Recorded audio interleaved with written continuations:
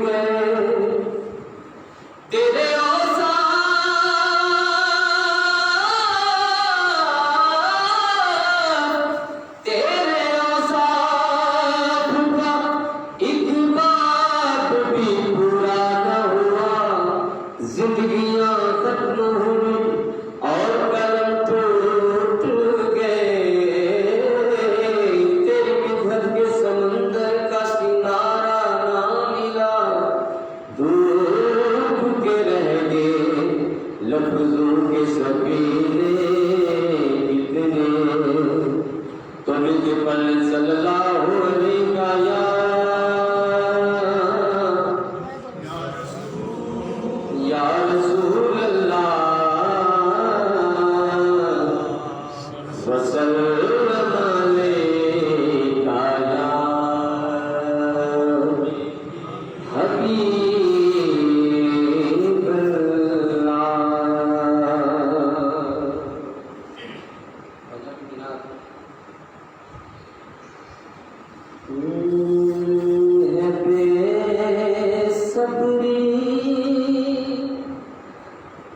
بڑی دل دعا منگو صبر آوے ہے بے صبری بڑی دل دعا منگو صبر آوے ہے بے صبری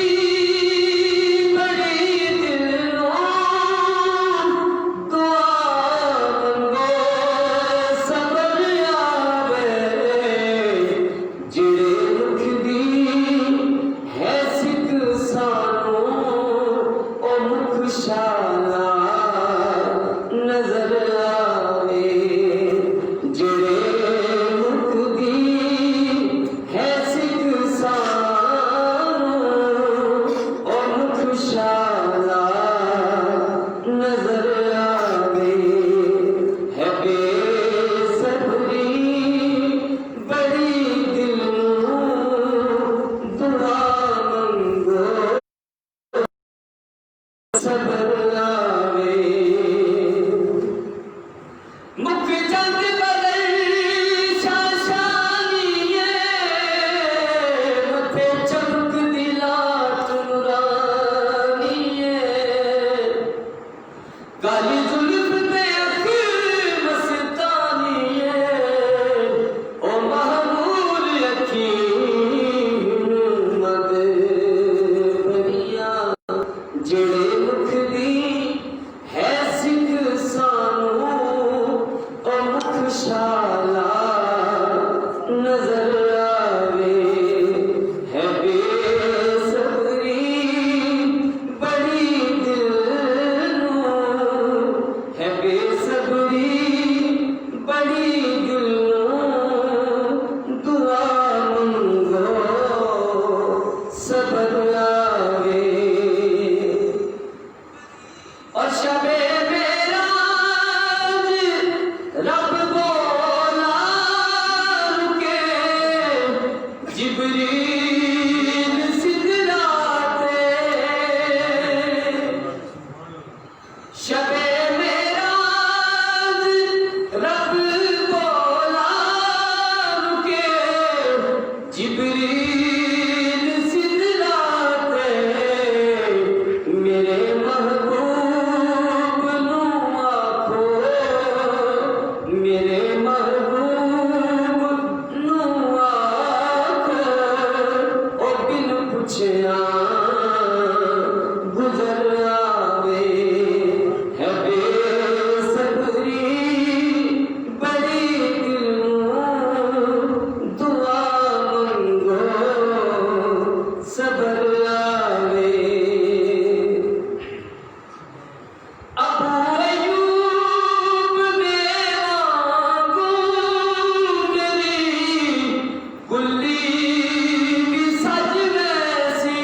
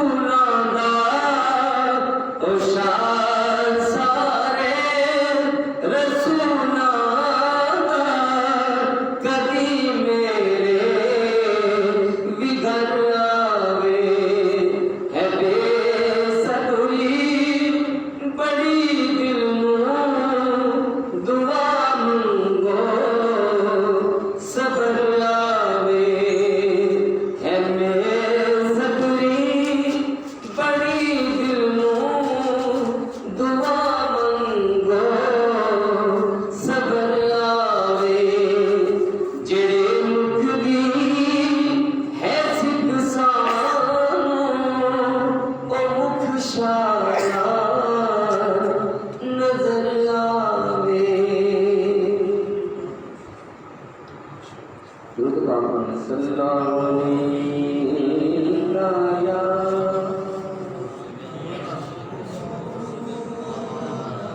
یا رسول اللہ وسلام علیکہ یا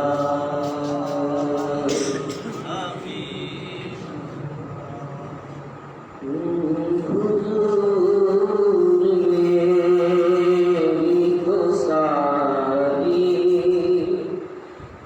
بہار آپ سے حضور میری تو ساری بہار آپ سے میں بے قرار تھا میرا قرار آپ سے ہے حضور میری تو ساری بہار آپ سے ہے کہاں مدینہ کہاں میری بستی کہاں مدینہ کہاں میری بستی یہ حاضری کا سبب بار بار آپ سے ہے میں بے قرار تھا میرا قرار آپ سے ہے حضور میری تو ساری بہار آپ سے ہے اور میری تو ہستی ہی کیا ہے میرے غریب نواز میری تو ہستی ہی کیا ہے میرے غریب نواز جو مل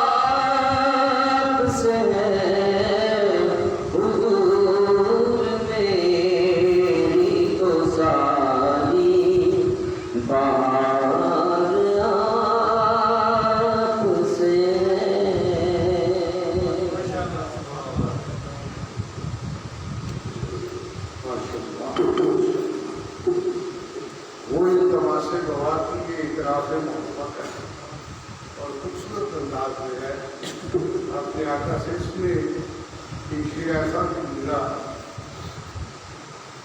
کہ میرے کریم آقا نے جس کو رفیق کہا اس کی رفاقت کا حق بھی ادا کیا اور مقام بھی ادا کیا.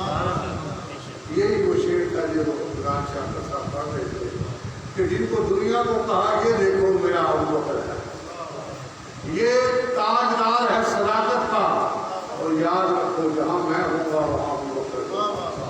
اور آج دنیا جو مرضی کر رہی، دنیا کی نیت جو مرضی ہو جائے، دل کیسے ہی بدل جائیں، لیکن وہ مقام صدیق اور مقام عمر کو نہیں بدل. آشمی کا فن سرکانی ایک صدر گزرے ہیں ایران. یہ جب ایران اور سعودیہ کے تعلقات منقطع ہوئے تو یہ وہ مقام آیا. جب انہیں جو وزیر پروٹوکول تھا وہ وہاں کے جب روضہ رسول کے سامنے لائے تو انہوں نے عربی میں کہا کہ یہ درمیان والی جو قبر ہے تو یہ اللہ کے لیے.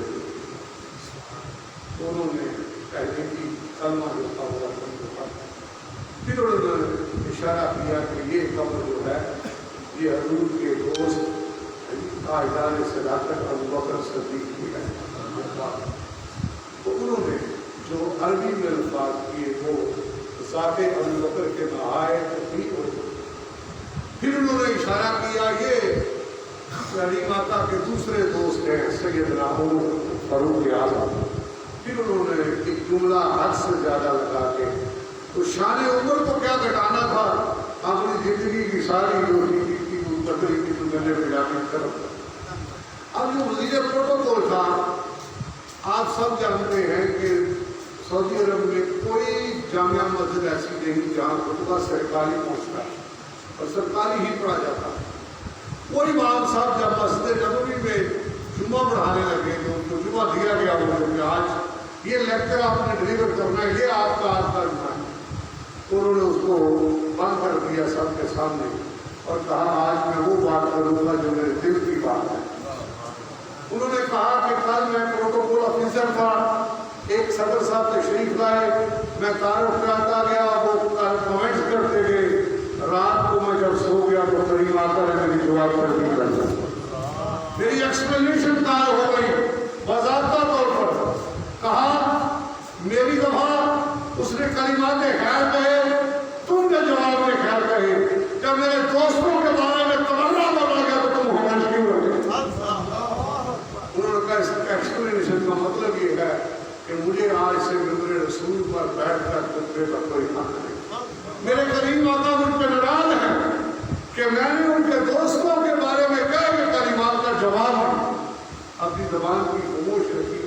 یہ پرنٹ میڈیا میں یہ آرٹیکل شائع ہے اور اس دن پھر سعودی عرب میں رسراج ہوتے ایران کے ان کے آنے میں پابندی پھر بحال ہوئے.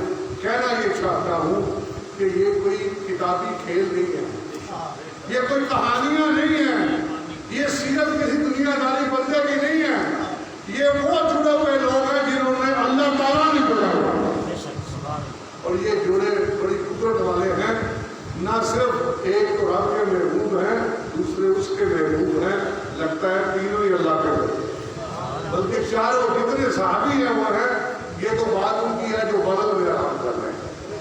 تو آئیے میں یہ جو ٹائٹل ہے اس محفل کا، جو سیرت ہے جس کو ہم گلی گلی کریا کریا پیغام دیتے جا رہے ہیں، وہ بھی یہی کہتی ہے کہ لوگوں نہ بھٹکو، نہ ادھر جاؤ نہ ادھر جاؤ، جہاں حق آ جائے حق کے دامن میں آ جاؤ. یہ حضرت مجدد انتشاری کا پیغام ہے. ان کی سیرت ترنم میں پڑھنے کا شرف حاصل کرتے ہیں سید محمد عثمان شاہ صاحب. محترم علماء، آپ سے گزارش کروں گا، التماس کروں گا کہ آپ مناقب کے اشعار تمام سماعتوں کی نظر کریں. درود پاک پڑھیے تمام. مجدد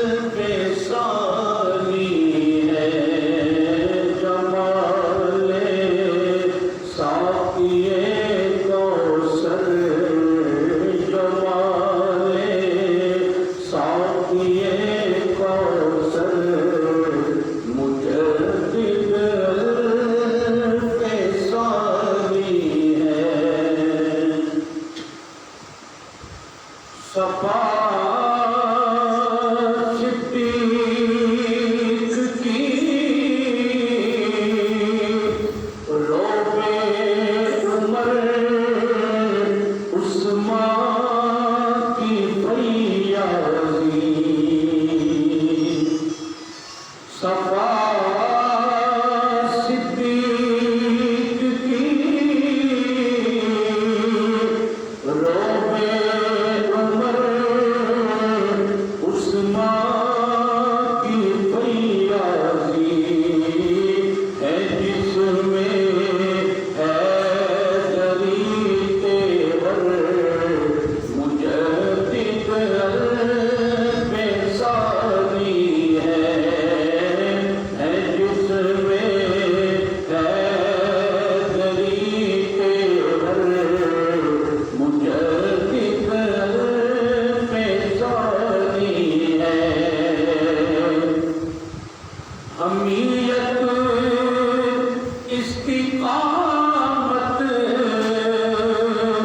جرت و زہد مسلسل میں نہیں جن کا کوئی ہمسر مجدد بے ثانی ہے جھکی طرف نہ کس کی بادشاہ وقت کے آگے حاضر ہوا میں شیخ مجدد کی لحظ پر وہ خاک کے ہیں تیرے فلک مطلع انوار اس خاک کے ذروں سے ہیں شرمندہ ستارے اس خاک میں پوشیدہ ہے وہ صاحب اسرار گردن نہ جھکی جس کی جہانگیر کے آگے ہے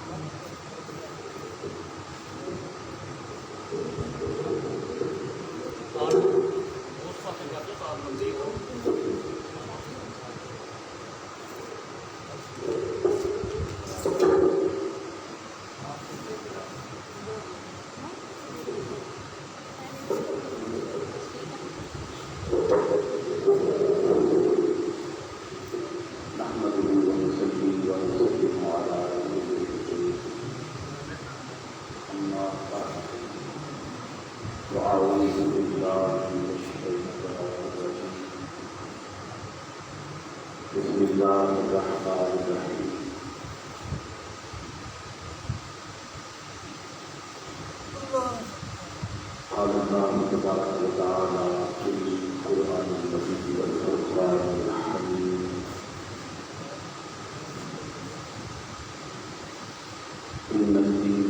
عند الله الإسلام صدق الله العظيم وصدق رسوله النبي الكريم الأمين الصلاة والسلام عليك يا سيدنا رسول الله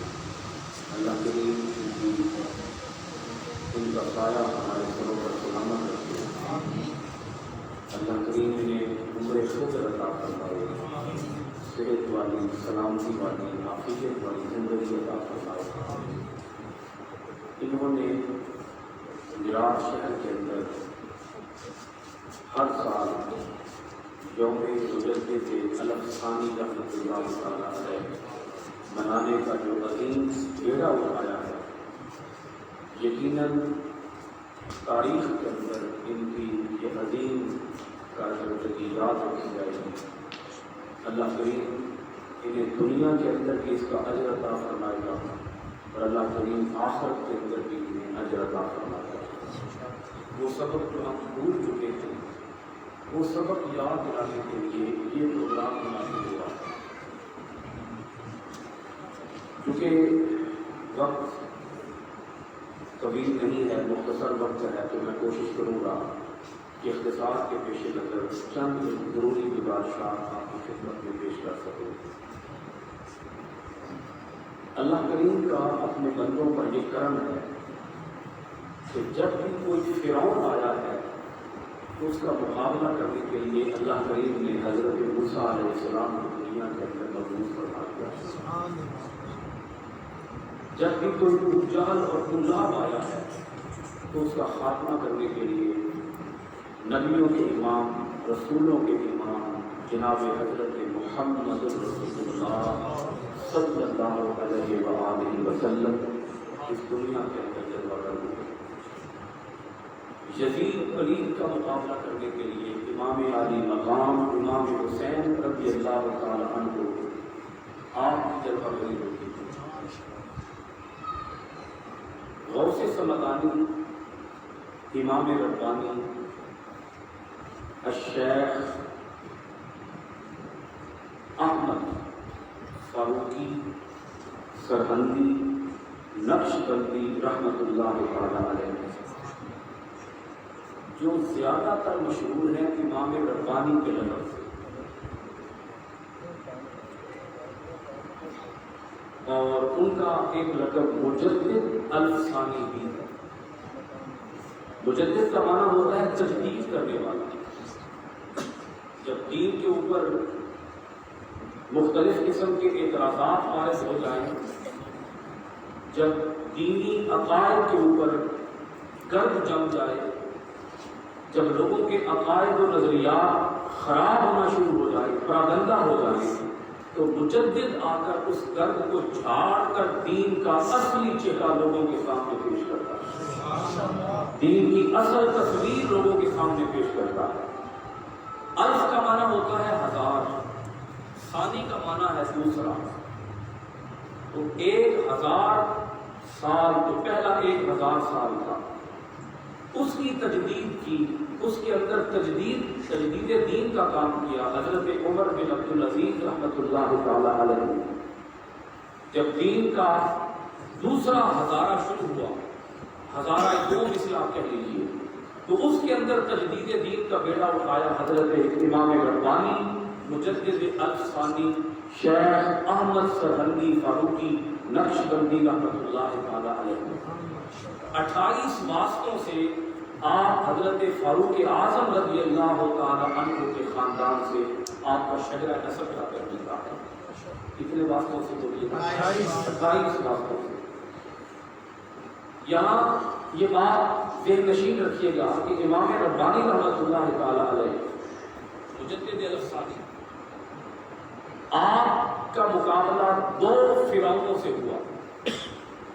ایک فرعون جس کا نام ہے اکبر اعظم، مغل اعظم، اور دوسرا فرعون اس کا بیٹا جس کا نام تھا جہانگیر۔ ان 2 فرعونوں سے آپ کا مقابلہ ہوا، آپ کی ٹکر ہوئی۔ جب آپ اس دنیا کے اندر جلوہ گر ہوتے ہیں تو اس وقت حکومت تھی اکبر اعظم۔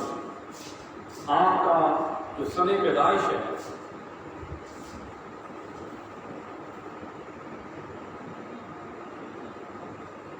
آپ اس دنیا کے اندر جلوہ گر ہوئے سن 971 ہجری کے اندر، یہ 10ویں صدی ہجری بنتی ہے۔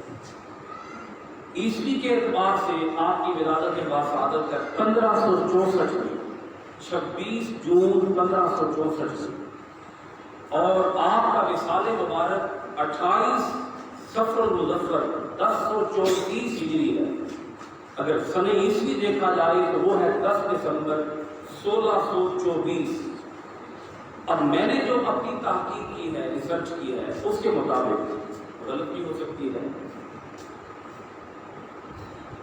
مغل اعظم اکبر اعظم کا جو زمانہ آپ نے پایا امام ربانی رحمۃ اللہ تعالی علیہ نے، وہ زمانہ بنتا ہے کل 41 سال کا۔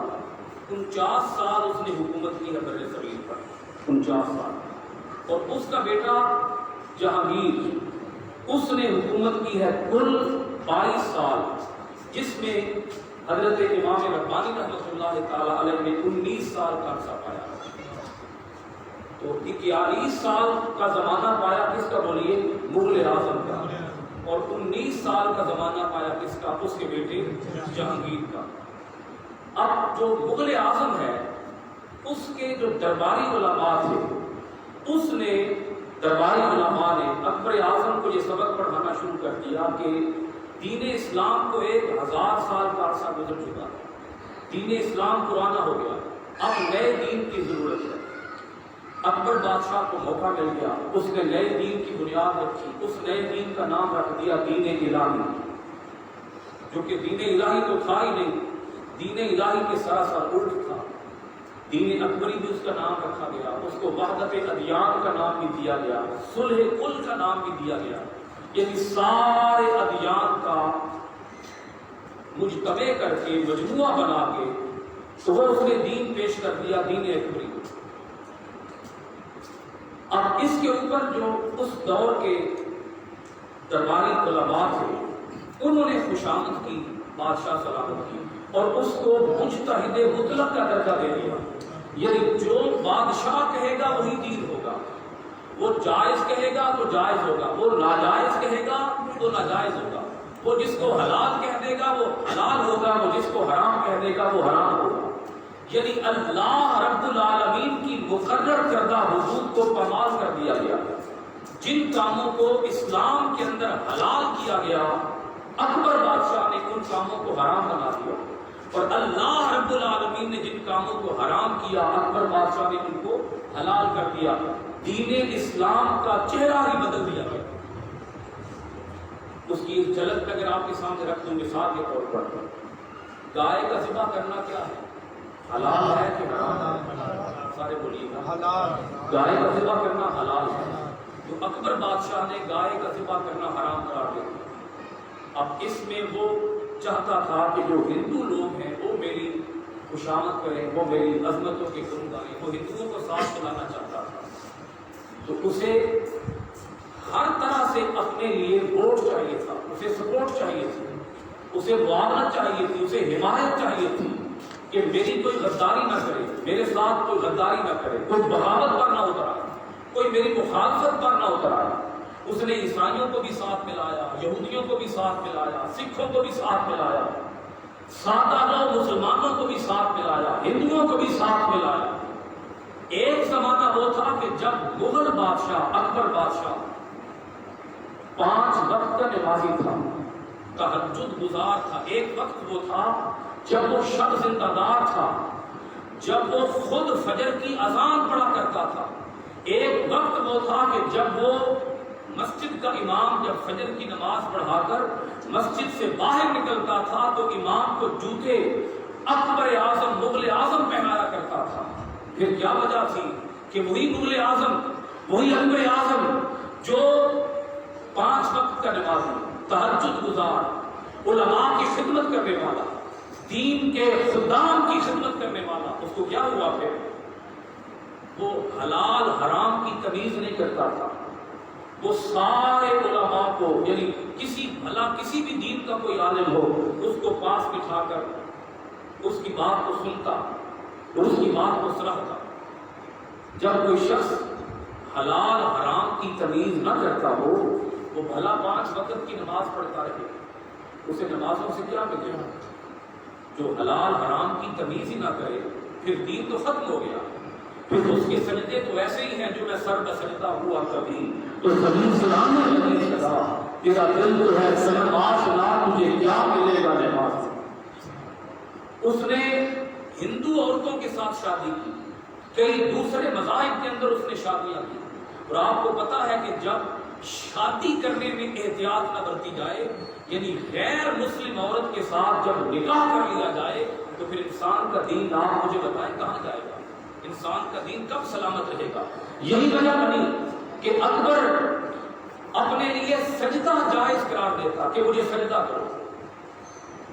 اس نے مسجدوں کو گرا دیا، مندر بنا دیا، محراب توڑ دیے گئے، ممبر توڑ دیے گئے، شراب حلال کر دی گئی، بندر خنزیر سور کتے حلال کر دیے گئے، یعنی جتنے حرام کام تھے وہ اس نے حلال کر دیے۔ یہ ہے اکبری دین۔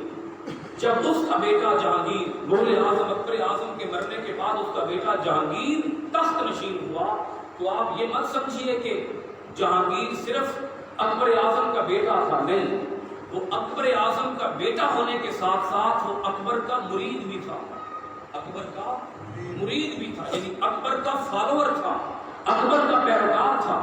اس نے مکمل راہ اختیار کی اپنے گمراہ باپ کی، گمراہ باپ کے دین پر وہ چلا اور گمراہ باپ کے دین کا پرچار کیا، اسی دین کو فروغ دیا۔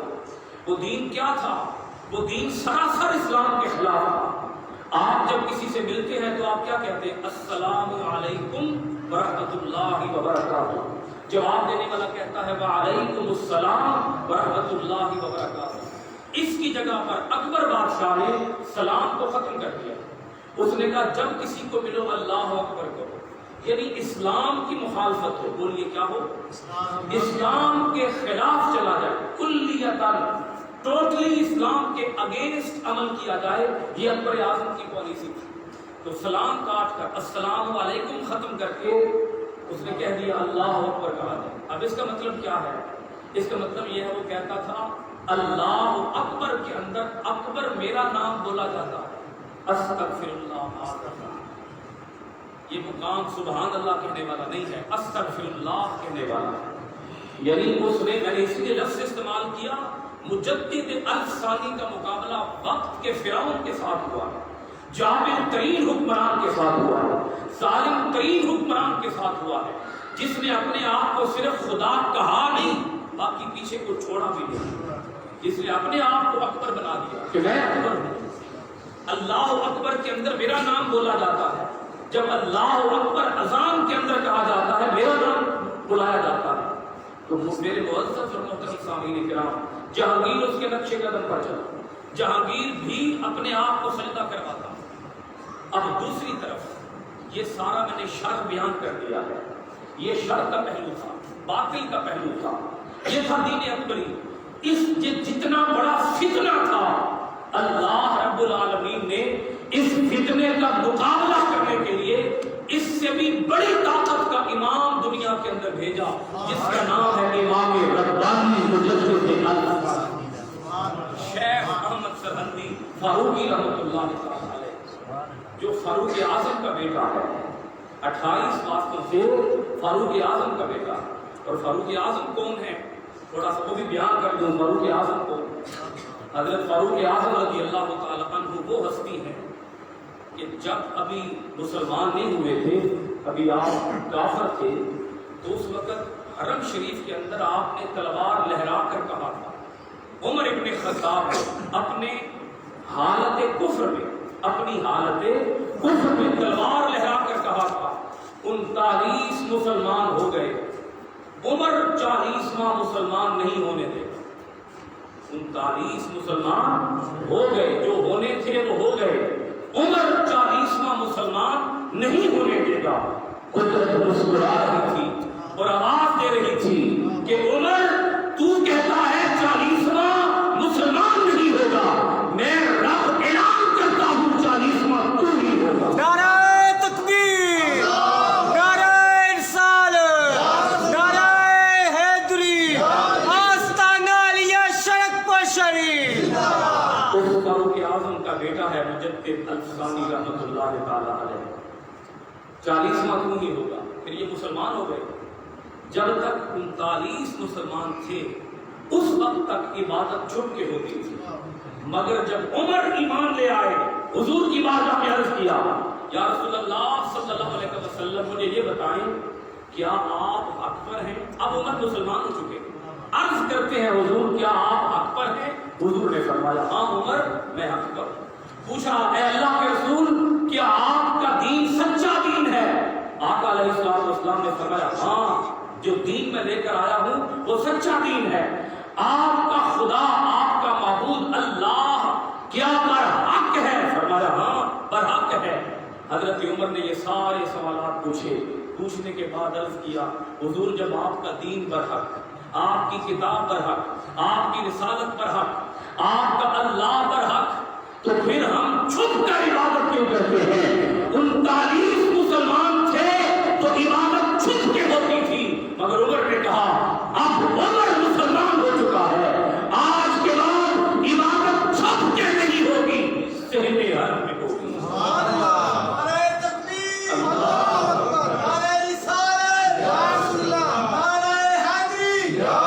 بولیے ذرا عبادت کہاں ہوگی؟ صحن حرم میں سریعان ہوگی۔ میں دیکھتا ہوں کون مراد تھے۔ تو اسی طرح فاروق اعظم کا بیٹا مجدد الفسانی یہ بھی اپنے پیر و مرشد کی مراد تھے، مرید نہیں تھے، بولیے کیا تھے؟ مراد تھے۔ اب وقت نہیں ہے کہ میں تفصیل بیان کروں، بس اتنی بات سن لیجئے، خواجہ باقی باللہ رحمۃ اللہ تعالی علیہ ہندوستان کے اندر آ کر تلاش کرتے رہے۔ خواجہ باقی باللہ کے مرشد خواجہ امدنی نے فرمایا تھا کوئی ہندوستان کے اندر ہے جو تیرے ہاتھ پر بیعت کرے گا اور اس سے ایک زمانہ روشن ہوگا۔ آستانہ علیہ شرک پر شریف، آستانہ علیہ شرک پر شریف۔ اس کا خیر تیرے ہاتھ پر ہے۔ پھر خواجہ باقی باللہ رحمۃ اللہ تعالی نے ڈھونڈتے تھے کہ کہاں ہے وہ امام ربانی، کہاں ہے شیخ احمد سرہندی فاروقی رحمۃ اللہ تعالی علیہ، تلاش کرتے تھے۔ تو حضور حضرت مجدد الفسانی رحمۃ اللہ تعالی علیہ اپنے پیر و مرشد کی مراد ہے۔ شر کا پہلو میں نے بیان کیا، جب شر اتنی طاقت کے ساتھ پھیلا تو اسی طرح اس سے بھی کئی گنا بڑی طاقت کے ساتھ اس شر کا راستہ روکنے کے لیے خیر نمودار ہوئی، خیر ظاہر ہوئی۔ کون سی خیر؟ جو اپنے پیر و مرشد کی مراد ہے۔ اور خواجہ باقی اللہ رحمۃ اللہ تعالی علیہ کہا کرتے تھے کہ ہم امام ربانی کے سامنے ایسے ہیں جیسے سورج کے سامنے ستارے ہوتے، جیسے سورج کے سامنے ستارے ہوتے۔ جہانگیر کا دور ہے، جہانگیر کا درباری ملاؤں نے کان بھرنے شروع کر دیے جہانگیر کے، کہ جہاں ایک عالم ہے جس کا نام شیخ احمد سرہندی ہے، وہ آپ کے خلاف فتویٰ لکھتا ہے، وہ آپ کے خلاف آواز بلند کرتا ہے کہ جہانگیر کو سجدہ کرنا حرام ہے، جہانگیر کو سجدہ کرنا حرام ہے، یہ فتویٰ لکھا ہے ایک شخص نے۔ جب جہانگیر کو پتہ چلا اس نے بلا لیا، امام ربانی چلے گئے، جہانگیر کے تخت کے آگے کھڑکی بنا دی گئی، امام ربانی کو اس کھڑکی سے گزارا گیا۔ جب امام ربانی اس کھڑکی سے گزرے، آپ جب گھر سے چلے تھے جہانگیر کے پاس جانے کے لیے، تو میں یوں کہوں گا کہ اللہ رب العالمین نے اپنے اس ولی کو، اپنے اس مقبول ترین بندے کو، امام ربانی کو الہام کیا۔ کیا کیا بولیے؟ الہام کیا کہ اے میرے پیارے بندے، اے میرے محبوب بندے، اے میرے مقبول بندے، جب تو جہانگیر کے تخت کے سامنے جائے گا تجھے ایک کھڑکی سے گزرنا ہوگا، وہاں سے سارا گزارنا پیر گزارنا۔ اللہ اپنے بندوں کو متنبع کرتا ہے۔ اس پر حدیث پیش کر دوں، اتقوا فراست المومن، مومن کی فراست سے بچو، ینظر فإنہ ینظر بنور اللہ تعالی، وہ اللہ کے نور سے دیکھتا ہے۔ جو اللہ کا ولی ہوتا ہے اللہ اس کے سامنے باطن سے پردے اٹھا دیتا ہے اور اسے باطن دکھا دیتا ہے۔ مجدد الثانی کو خبر تھی کہ آگے ہونے کیا والا ہے۔ جب کھڑکی سے آپ کو گزارا گیا، آپ نے اپنا سر نہیں گزارا، بولیے کیا گزارے؟ پیر، قدم گزارے۔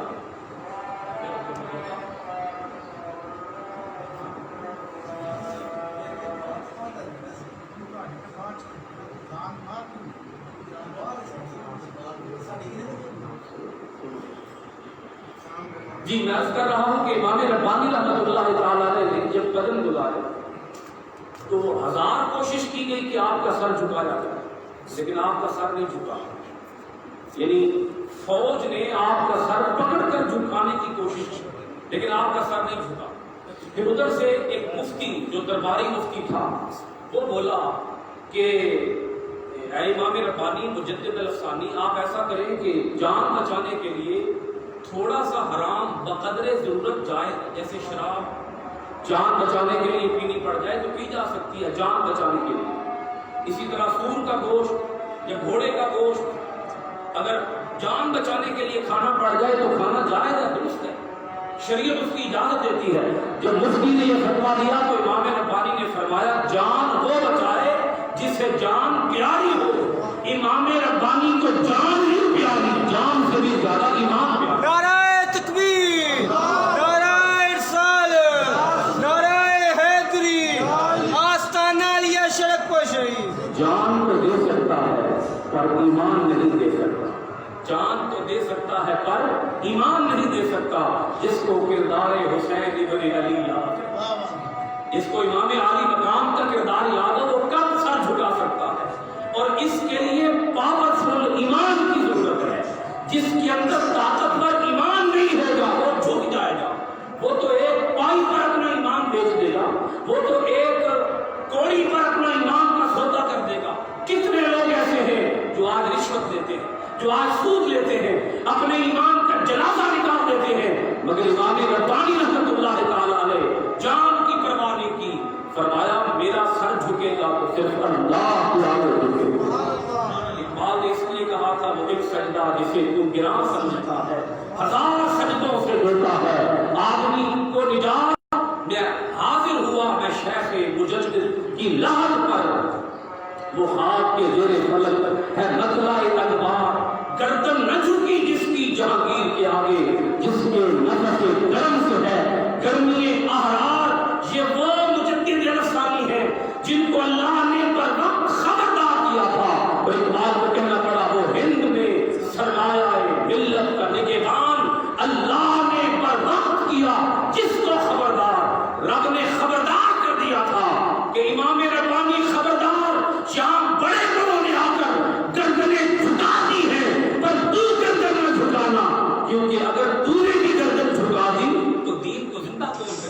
دین کو سہارا کون دے گا؟ دین کو کندھا کون دے گا؟ دین کو آگے کون بڑھائے گا؟ اصل دین کا چہرہ کون دکھائے گا؟ امام ربانی رحمت اللہ تعالی علیہ نے کوئی مفاہمت نہیں کی، کوئی حکمت کا مظاہرہ، یہاں وہ کہتے ہیں نا کہ کسی دانائی کا مظاہرہ کرنا چاہیے، آپ نے یہی دانائی استعمال کی ہے کہ یہاں سجدہ جائز نہیں ہے، یہ سر جھکے گا تو صرف اللہ کے حضور جھکے گا۔ جہانگیر نے آرڈر جاری کر دیے کہ ان کو جیل کے اندر بھیج دیا جائے۔ امام ربانی رحمۃ اللہ تعالیٰ نے جیل کے اندر قید رہے، شرابیں سریعام چل رہی ہیں، مجرے سریعام ہو رہے ہیں، موسیقی کی محفلیں سریعام چل رہی ہیں، بے حیائی، فحاشی، عریانی اور حلال کو حرام اور حرام کو حلال، دین کا مذاق اڑایا جا رہا ہے۔ امام ربانی ذرا بولیے کہاں ہیں؟ آپ جیل میں بیٹھے ہوئے، اور جیل کے اندر بھی آپ جیل کے اندر جا کر یہ نہیں ہے کہ آپ الگ تھلگ مسلح بچھا کے بیٹھ گئے، نہیں، جیل کے اندر قیدیوں کو آپ اسلام کی تبلیغ کر رہے ہیں۔ جس نے قید میں ڈالا ہو بندہ اس کے لیے بد دعا تو کرتا ہی ہے، کیا خیال آپ؟ جی آپ فرض کیجئے اگر امام ربانی رحمۃ اللہ تعالیٰ علیہ کو جیل کے اندر بھیجا جا رہا ہے تو آپ یہ بھی مجھ سے سوال پوچھ سکتے ہیں کہ یہاں کوئی کرامت ظاہر کیوں نہیں ہوئی؟ دیکھیں نا، اللہ کا محبوب بندہ جیل کے اندر جا رہا ہے تو اللہ تو فرماتا ہے جس نے میرے ولی سے جنگ کی اس نے میرے ساتھ جنگ کی، حدیث پاک ہے۔ تو یہاں کوئی کرامت ظاہر نہیں ہوئی۔ یہ بھی تو ہو سکتا تھا جہانگیر ہی مر جاتا، یہ بھی تو ہو سکتا تھا کہ کرندے آپ کو جب کڑیاں لگا رہے تھے، ہتھ کڑیاں، کوئی ہتھ کڑی ہی نہ لگا سکتا، آپ کو جیل ممکن ہی نہ ہوتا، جیل کے دروازے ہی بند ہو جاتے، آپ جیل میں داخل ہی نہ ہو سکتے، کوئی بھی کرامت اللہ دکھانا چاہتا ہو سکتی تھی ظاہر، مگر یہاں سمجھ لیجئے یہ وقت کرامت دکھانے کا نہیں تھا، یہ وقت استقامت دکھانے کا تھا۔ بولیے ذرا کون سا وقت تھا؟ استقامت دکھانے کا وقت تھا۔ رب اپنے بندوں کی استقامت دکھاتا ہے تاکہ وہ استقامت بعد والوں کے لیے نمونہ بن جائے۔ خود آقا علیہ السلام جا رہے ہیں، آپ کبھی غزوہ احد میں جا رہے ہیں، کبھی خندق میں جا رہے ہیں، کبھی غزوہ حنین میں جا رہے ہیں، کبھی غزوہ تبوک میں جا رہے ہیں، اور آپ میدان غزوہ کے اندر، میدان جہاد کے اندر پہنچ کر اللہ کے حضور دعا کرتے، مولا فتح دے، مولا اسلام کو سربلندی عطا کرنا۔ حضور اپنے حجرے میں بیٹھ کے، مسجد نبوی میں بیٹھ کے، مسجد نبوی کے مصلی پر بیٹھ کر بھی تو دعا کر سکتے تھے، مگر حضور نے اپنی سیرت کے ذریعے سبق دیا ہے کہ لوگوں جب اپنی کامیابی کے لیے دعا مانگو پہلے محنت کرو پھر دعا کرو۔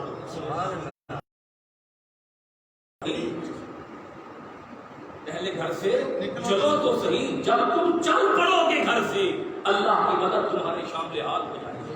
آپ جیل کے اندر بیٹھے اور جیل نہیں رہا، جیل خانقاہ بن گئی، جیل آستانہ بن گیا۔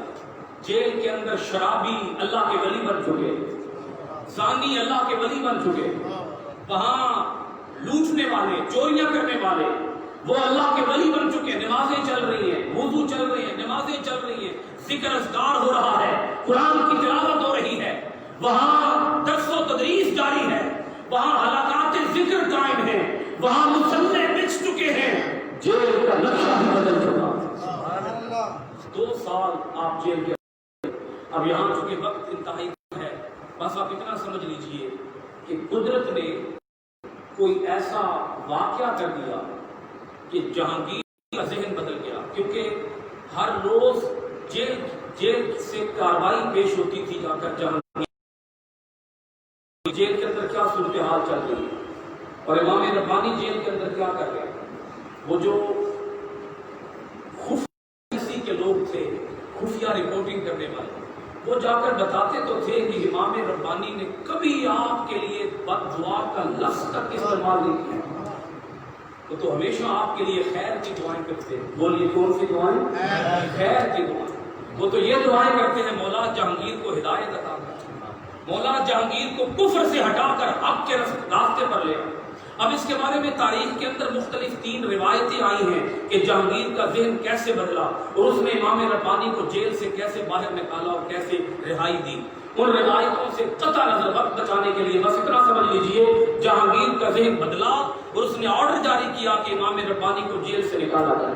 بس اس کی وجہ یوں سمجھ لیجئے کہ اسے پتہ چل چکا تھا کہ درباری ملاؤں نے میرے کان بھرے ہیں کہ امام ربانی آپ کا مخالف ہے، امام ربانی میرا مخالف نہیں ہے، میرا خیر خواہ ہے۔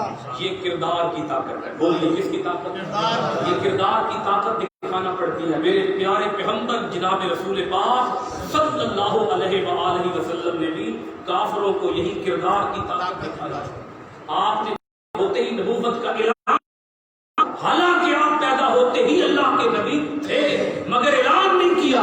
اعلان کیا جا کر 40 سال کے بعد، اور پھر پہاڑی کی چوٹی پر کھڑے ہو کر پوچھا، اگر میں کہوں کہ اس پہاڑی کی دوسری طرف سے تم پر ایک لشکر حملہ کرنے والا ہے تو تم کیا کہو گے؟ کافروں نے کہا آپ صادق ہیں، آپ امین ہیں، ہم گواہی دیتے ہیں کہ کبھی ہم نے آپ کی زبان سے جھوٹی بات نہیں سنی۔ بولیے یہ کیا بول رہا تھا؟ کردار بول رہا تھا۔ وہی کردار بولا امام ربانی کا، اور جہانگیر کا ذہن بدلا۔ اس نے کہا میں جس کو اپنا دشمن سمجھتا ہوں وہ تو میرا خیر خواہ ہے۔ دروازے کھولے گئے، آپ کو جیل سے جب رہا کرنے کا اعلان کیا گیا، امام ربانی نے فرمایا میں اس وقت تک نہیں نکلوں گا جب تک کہ میری شرائط پوری نہیں کی جائیں گی۔ میری شرائط یہ ہے جتنی مسجدیں گرائی گئی ہیں وہ دوبارہ تعمیر کی جائیں، جتنے ممبر توڑے گئے وہ دوبارہ بنائے جائیں، جہاں جہاں سے اذان ختم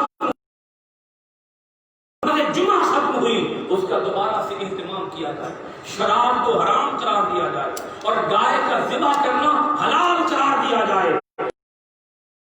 امام ربانی کے کردار کا اثر پڑ چکا تھا۔ جہانگیر اپنے وقت کے امام ربانی کے قدموں پر جھک چکا تھا، اور جہانگیر اعلان کر رہا تھا اے امام ربانی آپ جو کہتے جائیں گے وہ ہوتا جائے گا، آپ جو کہتے جائیں گے وہ ہوتا جائے گا، آپ کا ہر حکم سر آنکھوں پر ہے۔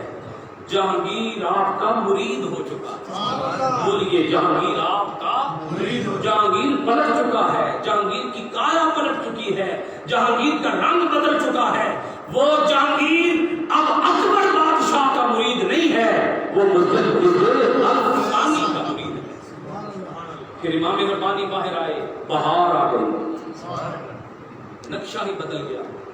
وہ ہندوستان جس ہندوستان کے اندر کتوں کو حلال قرار دیا گیا تھا، اب اسی ہندوستان کے اندر کتوں کو حرام قرار دیا گیا، گائے کا ذبح کرنا حلال کر دیا گیا۔ امام ربانی رحمۃ اللہ تعالی علیہ نے جو اپنے حسن کردار سے یہ نظریہ پیش کیا ہے کہ حق اور باطل کبھی بھی اکٹھے نہیں ہو سکتے، حق حق ہے، باطل باطل ہے، حلال حرام کبھی بھی اکٹھے نہیں ہو سکتے، حلال حلال ہے، حرام حرام، ہندو ہندو ہے، مسلمان مسلمان ہے۔ یہ نہیں ہو سکتا ہندوؤں کو مسلمانوں سے ملا دو، مسلمانوں کو ہندوؤں سے ملا دو۔ اس لیے کہا جاتا ہے کہ اس دھرتی پر 2 قومی نظریہ جس ہستی نے پیش کیا ہے وہ ہستی مجدد الثانی رحمۃ اللہ تعالی علیہ کی ہے۔ اور اگر فرض کریں امام ربانی اپنے کردار کے ساتھ جہانگیر کی ذہنیت کو نہ بدلتے تو پھر آپ مجھے بتائیں کیا آج پاکستان ہوتا، کیا آج یہ مسجدیں ہوتی، کیا آج یہ اذانیں ہوتی، کیا آج نماز جمعہ نماز پنجگانہ کا اہتمام ہوتا، کیا یہ صفیں بچتی، نہ جانے ہمارا کیا دین ہو چکا ہوتا۔ اب بر صغیر پاک و ہند کے اندر اور پوری دنیا کے اندر جہاں جہاں بھی عبادت ہو رہی ہے اس کا ثواب امام ربانی کی روح کو پہنچتا ہے، کیونکہ اس دھرتی کے اوپر دین کو زندہ کیا ہے۔ تو بولیے کس نے کیا ہے؟ مجدد الثانی رحمۃ اللہ تعالی علیہ نے کیا ہے۔ جہانگیر کا جب آخری وقت آیا تو اسے پوچھا گیا کہ تجھے اپنی بخشش کی کوئی امید ہے کہ اللہ تجھے بخش دے گا؟ تو جہانگیر نے کہا ہاں مجھے بخشش کی امید ہے، کیونکہ امام ربانی نے مجھے کہا ہے کہ جہانگیر تو میرا مرید ہے اور میں تجھے اپنے ساتھ جنت میں لے کے جاؤں۔ پھر وہی جہانگیر، یہ جملہ سمجھیے گا، اس کو اپنے اندر ذہن کے اندر نقش کیجیے گا اس جملے کو۔ وہی جہانگیر جو کبھی اکبر کا مرید ہوا کرتا تھا، وہی جہانگیر کس کا مرید بنا؟ امام ربانی کا مرید بنا، اور اسی جہانگیر کا پوتا اورنگزیب عالمگیر، علامہ اقبال کو بھی کہنا پڑا اس صغیر کے اندر اگر کوئی اسلام کا محافظ بنا تو وہ محافظ اورنگزیب عالمگیر کا پھر وہ وقت آیا کہ وہ صرف عالم دین نہیں تھا، وہ اللہ کا ولی تھا، زہد و تقویٰ کے اس مقام پر فائز تھا کہ اورنگزیب عالمگیر کی کبھی تہجد کی نماز بھی ادا نہیں۔ وہ اورنگزیب عالمگیر مغلیہ سلطنت کا یہ آخری بادشاہ ہوا ہے جو مستحکم تھا، مضبوط ترین تھا، اور ہندوستان کے 40 لاکھ مربع میل کا حکمران تھا۔ اور یہ وہ اورنگزیب عالمگیر ہے کہ جس کے بعد 6 حکمران آئے مگر زوال پذیر ہوتے چلے گئے، زوال کا شکار ہوتے چلے گئے۔ یہ پوتا تھا اورنگزیب عالمگیر، اور یہ عالم جہانگیر کا پوتا تھا، اور اورنگزیب عالمگیر نے اپنے دور کے اندر جو کتاب تیار کروائی جس کا نام ہے فتاوی عالمگیری، یہ اورنگزیب عالمگیر کے دور میں لکھا گیا۔ اور شیخ نظام الدین ہر روز عبارت لکھتے، اور کئی علماء 50 کے لگ بھگ علماء اس کا مسودہ تیار کرتے، اور پھر ملا نظام الدین جا کر سناتا تھا اورنگزیب عالمگیر کو، اور اورنگزیب عالمگیر اصلاح کرتا تھا۔ اورنگزیب عالمگیر کے دور میں جو فتاوی لکھے گئے وہ فتاوی جہاں بر صغیر پاک و ہند کے اندر فتاوی عالمگیری کے نام سے یاد کیے جاتے ہیں، اور حجاز کے علاقے میں، عرب کے علاقے کے اندر اس کو فتاوی ہندیہ کہا جاتا ہے۔ میرے معزز اور محترم سامعین کرام، بس یہ بات آپ کی خدمت میں عرض کرنا چاہتا تھا کہ اورنگزیب عالمگیر نے جتنا اسلام کا کام کیا ہے، اسلام کا جتنا بھی کام کیا ہے، وہ فیضان کس کا ہے؟ وہ مجدد الثانی رحمۃ اللہ تعالی علیہ کا فیضان ہے۔ میرے معزز اور محترم سامعین، نہ مت بھولیے اپنے ان اسلاف کو، اپنے ان بزرگان دین کو۔ ہم امام ربانی مجدد الثانی رحمۃ اللہ تعالی علیہ کو خراج عقیدت پیش کرتے ہیں، اور دعا گو ہے کہ اللہ کریم ہمیں ان کا فیضان عطا فرمائے، اور امام ربانی کے زندگی سے ہمیں جو سبق ملتے ہیں چیدہ میں مختصر نظر کرتا ہوں۔ ہمیں یہ سبق ملتا ہے کہ ہمیں جو وزراء لوگ ہوتے ہیں، وزراء، ان کے ساتھ رابطے رکھنے چاہیے، ان کو خطوط لکھنے چاہیے، کیونکہ امام ربانی نے جو اصلاح کا کام کیا ہے وہ بذریعہ خطوط کیا ہے۔ تو بڑے لوگوں کے ساتھ، مالداروں کے ساتھ ہمیں روابط رکھنے چاہیے، اور تبلیغ کا کام کرتے رہنا چاہیے، اور اپنے حسن کردار کا مظاہرہ کرنا چاہیے، ہر حرام کام سے بچنا چاہیے، سود سے، غیبت سے، حسد سے، بغض سے، چغلی سے۔ ہمارے سینے دوسروں کے لیے صاف ہونے چاہیے۔ اور یہ جو نیم ملا ہوتے ہیں، کیا نیم ملا، ان نیم ملاؤں سے بچنے کی ضرورت ہے۔ پہچانیے اپنی صفوں کے اندر نیم ملاؤں کو، جیسے نیم ملاؤں نے ذہن خراب کیا جہانگیر کا، اکبر بادشاہ کا، آج بھی نیم ملا ہماری صفوں کے اندر موجود ہیں۔ ان کو تلاش کیجئے اور ان کو اپنی صفوں سے نکالیے۔ اور دوسری بات یہ کہ نظام تعلیم کے اندر اصلاحات آنے کی ضرورت ہے، کیونکہ اچھے عالم، نامور عالم اور صاحب کردار عالم تبھی ملیں گے جب ہمارا نظام تعلیم مضبوط ہوگا۔ اور اس کے ساتھ ساتھ ہمیں حلال حرام کا علم ہونا چاہیے، فحاشی سے پرہیز کرنی چاہیے، شادیاں کرنے میں بڑی احتیاط سے کام لینا چاہیے۔ اکثر و بیشتر جب شادی کی جاتی ہے تو صرف دولت دیکھی جاتی ہے، بس دینداری نہیں دیکھی جاتی۔ دینداری کا خیال رکھنا چاہیے، بدعات کا خاتمہ کرنا چاہیے، سنت کا احیاء کرنا چاہیے۔ اور ایک آخری بات، اگر کبھی فتنے سے بچنے کے لیے لفظوں کو بدلنا پڑے تو لفظوں کو بدل بھی لینا چاہیے، جیسے امام ربانی رحمۃ اللہ تعالی علیہ وحدت الوجود کو وحدت الشہود بنا دیا۔ اللہ کریم ہم سب کو عمل کی توفیق عطا فرمائے۔